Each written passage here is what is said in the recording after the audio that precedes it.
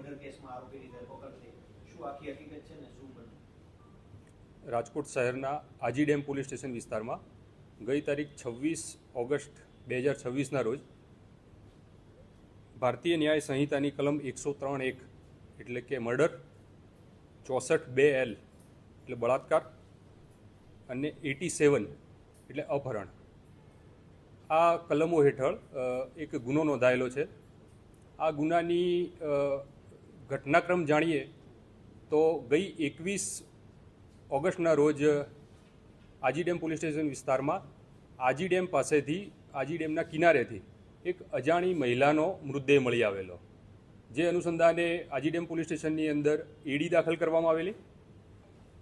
ત્યારબાદ તારીખ 22ના રોજ આ મૃતદેહનું ફોરેન્સિક પીએમ કરવામાં આવેલું અને આ મહિલા શરૂઆતમાં મેં કીધું એ પ્રમાણે અજાણી મહિલા હતી, અનઆઇડેન્ટિફાઈડ ડેડ બોડી હતી. તેથી આ અજાણી લાશને શોધવા માટે સૌથી પહેલાં તો પોલીસ સ્ટેશન દ્વારા કાર્યવાહી કરવામાં આવેલી, જેના અનુસંધાને કુવાડવા પોલીસ સ્ટેશન વિસ્તારમાં રહેતા આ મહિલાના પરિવારજનો દ્વારા આ મહિલાની ઓળખ કરવામાં આવેલી અને પોલીસ સ્ટેશન દ્વારા આ મૃતદેહ એના પરિવારજનોને સોંપવામાં આવેલો. ત્યારબાદ મહિલાના પરિવારજનોને પૂછપરછ કરતા તેઓ દ્વારા 20 ઓગસ્ટના રોજ કુવાડવા પોલીસ સ્ટેશનની અંદર આ મહિલાની ગુમ નોંધ દાખલ કરવામાં આવેલી. એકચ્યુઅલી એની પણ એક દિવસ આગળ જઈએ તો તારીખ 19ના રોજ આ મહિલા કુવાડવા રોડ પોલીસ સ્ટેશન વિસ્તારમાં આવતા 7 હનુમાન મંદિર ખાતે ભિક્ષાવૃત્તિ કરતા હોય છે અને એ દરમિયાન આરોપી રિક્ષામાં આ મહિલાને અપહરણ કરી લઈ જાય છે અને જેના અનુસંધાને કુવાડવા રોડ પોલીસ સ્ટેશનમાં ગુમ નોંધ દાખલ થાય છે. ત્યારબાદ આજી ડેમ પોલીસ સ્ટેશન વિસ્તારને જ્યારે આ બનાવની જાણ થાય છે, આજી ડેમ પોલીસ સ્ટેશને પીઆઈ શ્રી હરેશ પટેલ, એમના ડિસ્ટાફ પીએસઆઈ શ્રી ડોડિયા સાહેબ અને એની ટીમે હ્યુમન ઇન્ટેલિજન્સ અને ટેકનિકલ ઇન્ટેલિજન્સના મદદથી બનાવ સ્થળ જે છે, જે જગ્યાએથી ડેડ બોડી મળી છે એ અને આ મહિલાનું જે રહેઠાણ છે એ વચ્ચે લાંબો 13 કિલોમીટરનો ગેપ છે. એટલે શરૂઆતથી જ આપણને શંકા હતી.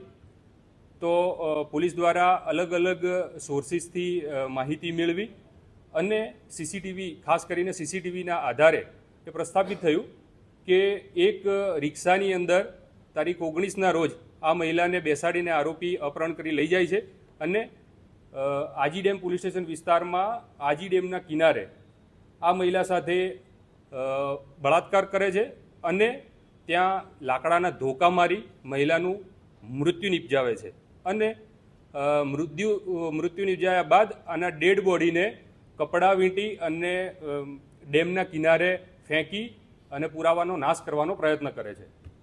આ અનુસંધાને સીસીટીવી, મેં કીધું એ પ્રમાણે સીસીટીવીને ફોલો કરી તથા હ્યુમન ઇન્ટેલિજન્સ, આનું બીજું એક કારણ એ પણ છે કે મરણ જનાર અને આરોપી બેમાંથી એક પણ વ્યક્તિ મોબાઈલ ફોન ઉપયોગ કરતા નહોતા. તેથી ટેકનિકલ અને હ્યુમન ઇન્ટેલિજન્સ બંનેની મદદથી આજી ડેમ પોલીસ સ્ટેશને સારી મહેનત કરી અને આરોપીને શોધી કાઢેલો છે અને એના અનુસંધાને મેં કીધું એ પ્રમાણે ગઈકાલે ગુનો દાખલ થયેલ છે. આરોપીનું નામ છે રમેશભાઈ બચુભાઈ વૈદુકિયા. એ મૂળ રહે કાલાવાડ જામનગરના છે અને હાલમાં એ કોઠારિયા રોડ રાજકોટ રહે છે. આરોપીના ગુનાહિત ઇતિહાસની વાત કરીએ તો આ બનાવના પહેલાં આરોપી વિરુદ્ધ 3 ગુના દાખલ થઈ ચૂક્યા છે, જેમાં ચોટીલા પોલીસ સ્ટેશનની અંદર IPC 302 એટલે હત્યાનો ગુનો છે. એ ઉપરાંત થોરાળા પોલીસ સ્ટેશનની અંદર 2018માં એમાં પણ બળાત્કાર અને મર્ડર એનો એક ગુનો છે. આ ઉપરાંત ત્રીજો ગુનો કુવાડવા પોલીસ સ્ટેશનની અંદર 2018માં જ મર્ડરનો ગુનો દાખલ થયેલો છે. પોલીસ દ્વારા પૂરેપૂરી ઊંડાણપૂર્વકની તપાસ થશે. ટેકનિકલ સર્વેલન્સ અને ફોરેન્સિક એક્સપર્ટ્સ, મેડિકલ એક્સપર્ટ્સ અને લીગલ એક્સપર્ટ્સ, તમામ એક્સપર્ટ્સને આ તપાસની અંદર સાથે રાખી અને ઝીણવટભરી તપાસ કરી અને મોટામાં મોટી સજા થાય એ પ્રમાણેની પ્રયત્નો કરવામાં આવશે.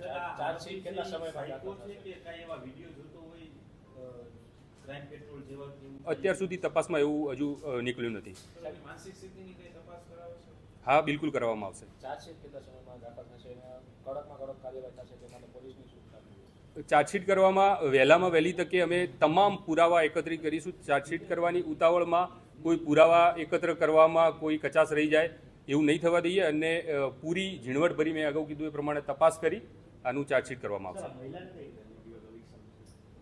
એ બળજબરીપૂર્વક ઉઠાઈને એને લઈ ગયો છે. જે 7 હનુમાન મંદિર છે ત્યાં આ મહિલા ભિક્ષાવૃત્તિ કરતા હોય છે ત્યાંથી લઈ જઈ અને આજી ડેમ વિસ્તારમાં ગયેલો છે.